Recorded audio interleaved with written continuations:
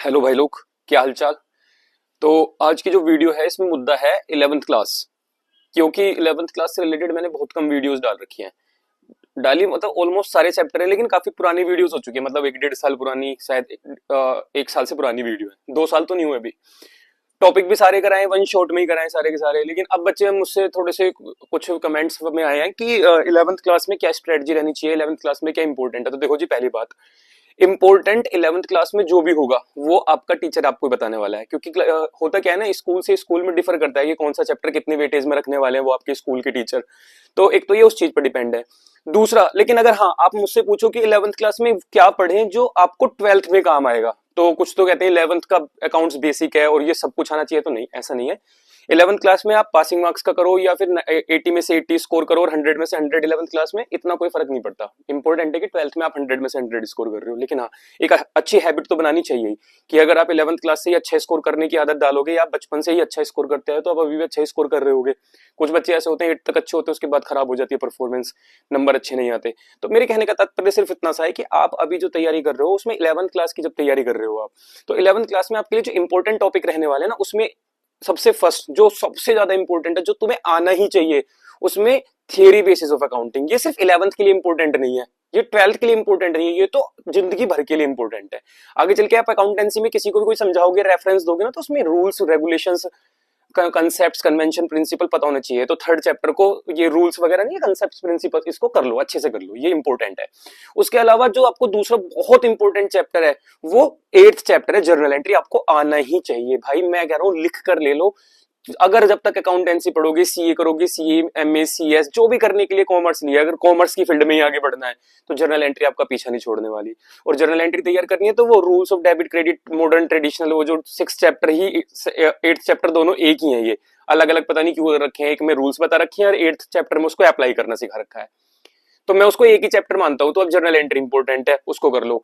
उसके अलावा जो आपको एक और चैप्टर जो है इंपॉर्टेंट है वो है डेप्रिसिएशन। भाई डेप्रिसिएशन करने से थोड़ी बुद्धि तेज हो जाती है, ऐसा समझ लो। क्योंकि हमारे अकाउंटेंसी में जो थोड़ी सी मुश्किल होती है वो डेट वगैरह के, कितने टाइम पीरियड, और वहां पे जब डेप्रिसिएशन लगता है तो कभी मई में मशीन आ रही है, कभी जुलाई में, कभी अक्टूबर में, कभी जनवरी में, तो वहां डेट के हिसाब से डेप्रिसिएशन लगता है, तो थोड़ी कैलकुलेशन अच्छी हो जाती है। जिनके पास कैलकुलेटर नहीं होता ना, तो उनको डेप्रिसिएशन चैप्टर अच्छे से सीखना चाहिए। 12th के लिए स्ट्रेटेजी बता रहा हूं। और एक लास्ट चैप्टर है जो कि आप अच्छे से सीख लेना, क्योंकि जब आप 12th में आते हो तो आपको रेफरेंस दिया जाता है कि बेटा प्रॉफिट प्रॉफिट प्रॉफिट प्रॉफिट। तो ये जो फाइनेंशियल स्टेटमेंट है, विदाउट एडजस्टमेंट, विद एडजस्टमेंट ज्यादा इंपॉर्टेंट है, उसको सीख लेना। तो मैंने कितने चैप्टर बताए, टोटल 4। 11th क्लास में 4 चैप्टर पढ़ के आना जब 12वीं में आओ। मैं कह रहा हूँ 12वीं में आग लगा दोगे, मतलब 12वीं में तो आग नहीं लगाओगे, आग लगाने कहता आग ही लगा दी बिल्कुल, कहते खराब ही कर दिया, मतलब अच्छे से सीख लोगे। कौन कौन से चैप्टर हो गए, पहला theory basis of accounting, rules वगैरह सीख लेना। अगर अभी नहीं सीख रहे 11th में, 12th में काम इतने नहीं आएंगे, लेकिन 12th के बाद जरूरत पड़ेगी। तो अगर अभी नहीं भी पढ़ोगे तो चल जाएगा, पर पढ़ लेना, अभी लगे हाथ, अभी तो टाइम बच रहा है, तो 4 ही चैप्टर फोकस करो। दूसरा, जर्नल एंट्री अच्छे से सीख लो। ठीक है जी, मॉडर्न अप्रोच आपको अच्छे से आनी चाहिए। ट्रेडिशनल आए ना आए कोई फर्क नहीं पड़ता, मॉडर्न अप्रोच अच्छे से आनी चाहिए। वही कैपिटल, क्रेडिट, कैपिटल के नीचे वो जो 5 होते हैं ना, capital, liability, asset, income, expense, और इनके डेबिट क्रेडिट, ऐसे नेचर और फिर इंक्रीज डिक्रीज, बहुत अच्छे सीख लो। उसके अलावा डेप्रिसिएशन अच्छे से कर लो, कैलकुलेशंस वगैरह अच्छी हो जाएगी उससे। और लास्ट चैप्टर जो कि मतलब 11th के लिए लास्ट है, लेकिन अगर आप देखें तो सारी बुक इंपॉर्टेंट है, लेकिन वो जो कि फाइनेंशियल स्टेटमेंट विद एडजस्टमेंट, ये अगर आपने कर लिया, सोल प्रोप्राइटर वाली जो एडजस्टमेंट वाला चैप्टर है, बस तो 12th में आप मजा आने वाला है। 12th में आप कोई ऐसा चैप्टर नहीं होगा जिसमें आपको प्रॉब्लम आ जाए और आप बहुत इजीली करते चले जाओगे। तो एक बच्चा मुझसे पूछ रहा था कि 11th में क्या करें, और 2 बच्चे मुझे जानकार है उन्होंने पूछा, और एक बच्चे ने मुझे इंस्टाग्राम पे मैसेज किया था।